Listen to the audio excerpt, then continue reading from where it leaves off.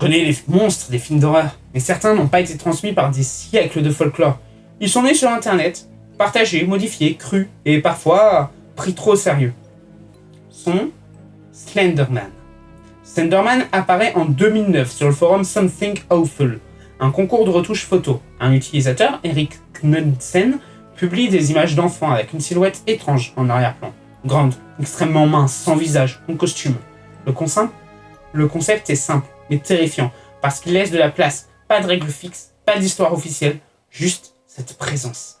Très vite, Internet s'empare du personnage. Des récits apparaissent, des vidéos, des jeux, on lui donne des capacités. Il peut apparaître dans les forêts, manipuler les esprits, provoquer des pertes de mémoire, et surtout, observer. Toujours à distance. Mais c'est là qu'il faut être rigoureux.